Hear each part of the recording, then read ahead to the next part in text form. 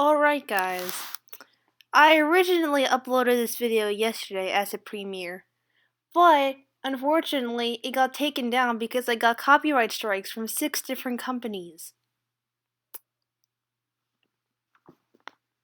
And, so this is the new version, this time without some footage from certain shows. Please enjoy.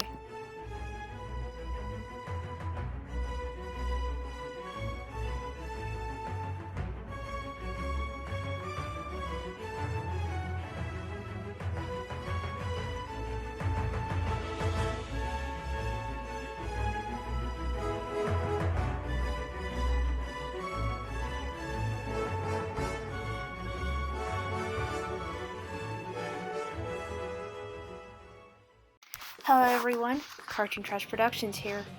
2018 was a very interesting year for animation. On the movie side of things, we got Incredibles 2, one of my favorite movies of the year, Spider-Verse with its unique style of animation that I'm still dying to see, and Teen Titans Go got a movie that ended up being very well received. This year was a very good year for TV animation. Sure, we had some failures here and there, but it was all around great. Today I will be ranking all cartoons of 2018 from worst to best. Before I start the video, I must say that, admittedly, I have not seen every single new cartoon of 2018, so here's a list of shows that I'm not going to include. Without further ado, let's start the video.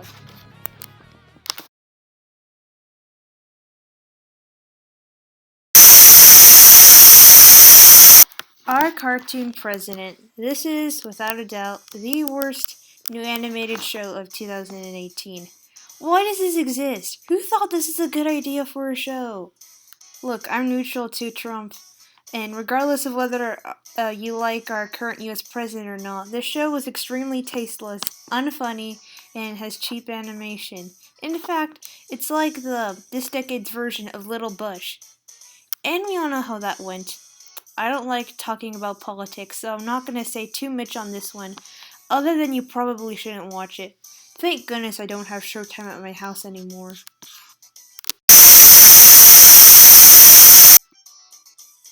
The Adventures of Kid Danger.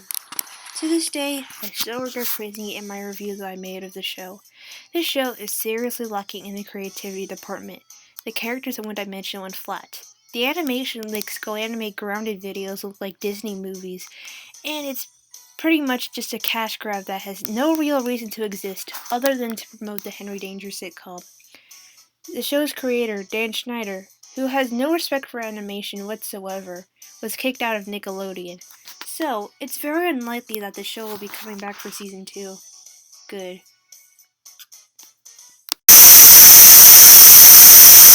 Paradise PD. I couldn't find any footage of the show online, so I'm going to be using a still image instead. This show is basically promoting the stereotype that all adult cartoons have to be violent and raunchy. That is so not true. All the characters are unlikable and are basically rehashes of the ones seen in Comedy Central's Brickleberry.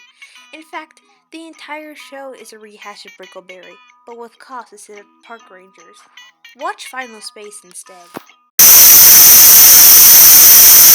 Rainbow Rangers. Ugh, this hurts my head just thinking about it. Compared to this, all the other modern Nick Jr. shows are masterpieces. I'm not even kidding. Not only is the show's premise basically a ripoff of Captain Planet, but it's also even more preaching than that show ever was. Jeez, at least Captain Planet tackled mature topics such as drugs and HIV. Also, the characters have no chemistry, the villain is pathetic, there are too many cliches, and it's overall just another toy commercial in disguise. If you haven't seen it, don't. Mega Man Fully Charged. I don't have anything to say about this one, to be honest. I'm not that familiar with the original Mega Man video games, but they seem interesting from what I've read online. This show, however, is just there. It's boring, it's not that interesting, it's pretty much just white noise in the background. However, this show isn't as bad as the other shows in the bottom 5. And this show isn't particularly harmful or offensive, unless if you're a die-hard Mega Man fan, I suppose.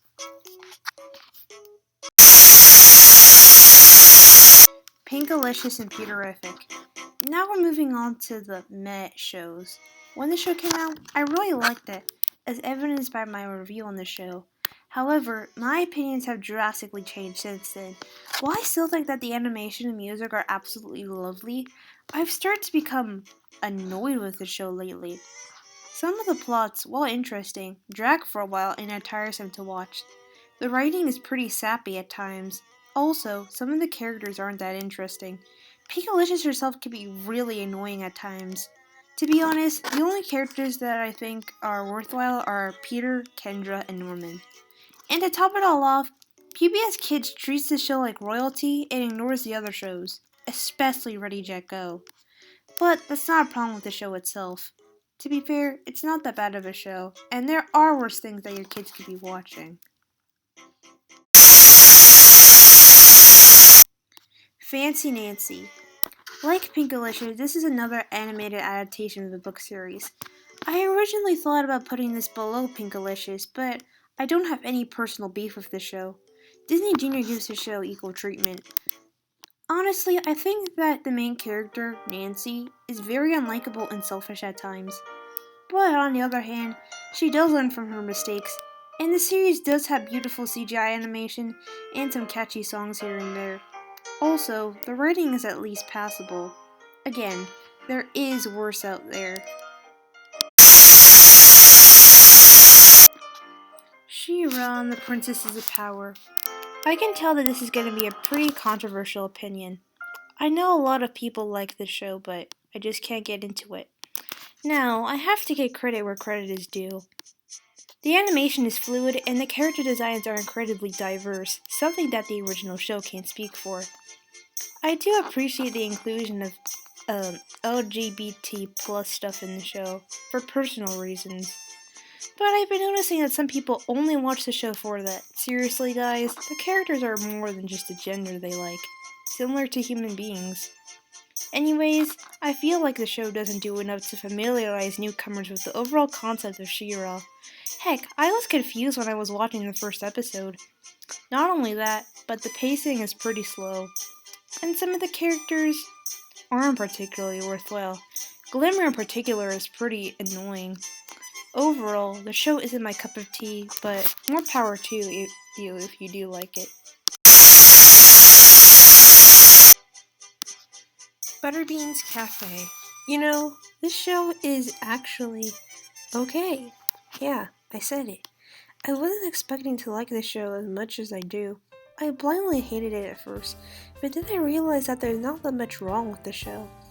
The animation's alright, the plots are pretty fun, and surprise surprise, the show isn't a cheap cash grab for once. It actually has good moral lessons. I like the little bits where they talk to the audience like they're on a reality show on the Food Network. My favorite characters are Cricket, Jasper, and Miss Marmalade. Cricket gets a bit too much screen time, but she's pretty cute and actually has a personality. Jasper has this mysterious appeal to me because he gets next to no focus and he's the only guy in the main cast. Miss Marmalade is a pretty fun villain to watch and isn't all that evil. I think my only gripe with the show is that it can be a bit too sweet, but that part's pretty minor. Total DramaRama. I like the Total Drama series, but unfortunately, the main series is now cancelled according to Tom McGillis. At first, I thought that this show, Total DramaRama, was a bad idea, but now that the show is out, I can say that the show is pretty decent. I mean, it's not as good as other shows on Cartoon Network, but it's fine if you have nothing else to watch. This show's versions of Gwen and Corny are actually better than how they were portrayed in All Stars. There are some funny jokes here and there, but Cody gets next to no screen time. Most of it is given to characters like Duncan or Jude. I think if you imagine that this show has new characters instead of total drama characters, then this show might be better for you. Muppet Babies 2018.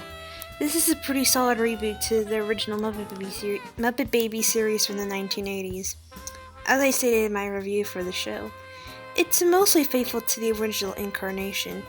All the characters are still in character, they're not flanderized or anything. And the newcomer, Summer Penguin, is a fine character, even if she did replace Scooter, Skeeter, and Rolf. The CGI animation is well done, and it manages to be a pretty fun and watchable show, even without the pop culture references that the original had. Big City Greens. One of Disney's new animated shows of the year, this show is pretty good. It's a familiar story about country people moving to the city. It manages to be heartwarming and entertaining in its own way. In fact, the show ended up becoming one of Disney Channel's most successful shows of the year. I think cricket can get kind of annoying at times, but otherwise it's a nice show with some pretty good music. My favorite character has to be Tilly. The Epic Tales of Captain Underpants. Now we're moving on to the top 10 best of the year. Like the Captain Underpants movie and the books, this show is really funny with a lot of charm and wit to it. It's even got some fourth wall jokes here and there. George and Harold had different voice actors, but that's how it is because they sound like actual kids this time. There's actually a minor story arc in the first season, and the season 1 finale changes everything. I won't give out any spoilers, but go check it out for yourself. I really hope the show gets a season 2 soon. Disenchantment. This show isn't as bad as the critics say. It's nearly on the same level as The Simpsons and Futurama, which are from the same creator. The medieval theme works quite well for the show, and it does get better later on. My favorite character in the series has to be Alpha, which may or may not be why I chose a clip of him specifically for this segment of the video. Then again, it was the only clip I could find of the show.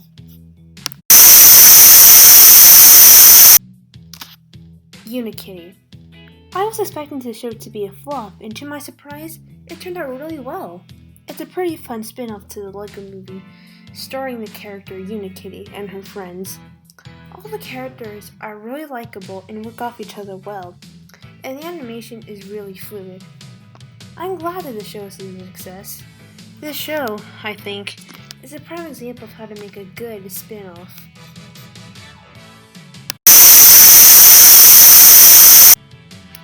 Summer Camp Island. It's one of the most underrated shows of the year. The show is very sweet, laid back, and relaxing. Just about everyone in the show is cute and likable. In fact, you can watch the show to calm down if you get angry or something.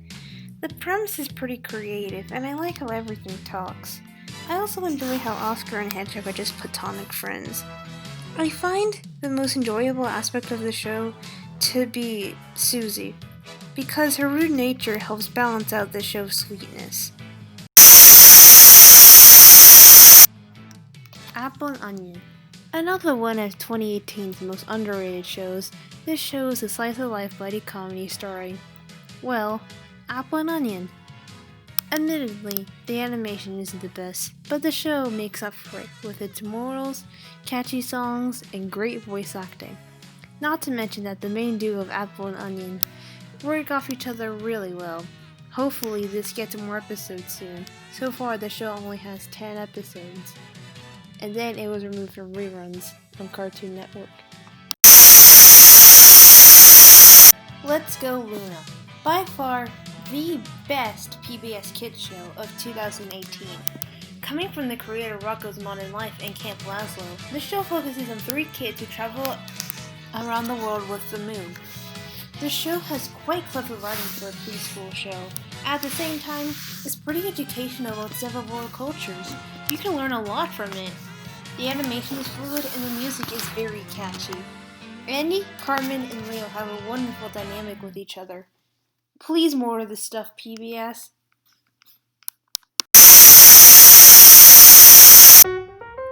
Final Space. The best adult cartoon of 2018.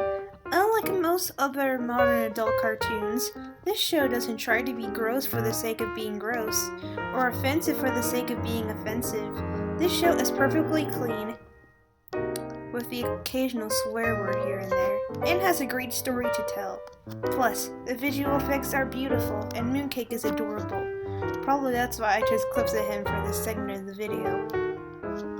Like I said before with Let's Go Luna, we need more of this stuff. Craig of the Creek. By far, in my opinion, the most underrated show of 2018. It's also the best Cartoon Network show to premiere in 2018. It's a very imaginative, creative show about 3 kids just running around their local creek, using their imaginations and facing everyday problems. There are a wide variety of characters and great representation all around. Definitely give the show a watch. It needs more attention.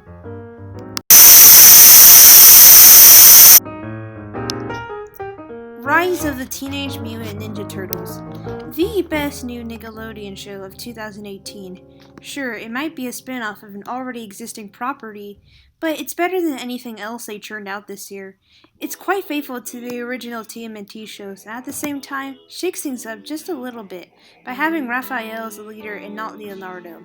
The animation is really great, some of the best I've ever seen. There's a perfect blend of comedy and action. This is how you make a good reboot. I think this might be my favorite TMNT show.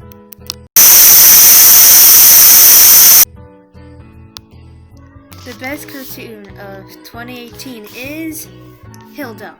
Yep, this is not only the best show of 2018, but it's also the best animated show on Netflix right now as far as I'm concerned.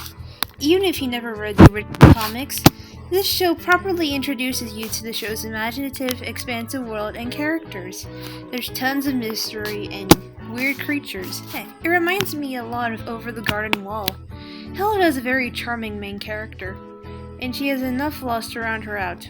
I know I'm not alone when I say I wish Hilda, David, and Frida lived in my neighborhood. The visual effects are brilliant. The soundtrack is perfect. I can go on, but we'd be here all day. So there you go. My favorite cartoons of 2018. I know it's 2019 now, but I wanted to get this out on Friday. Happy weekend, everyone! This is CTP signing off.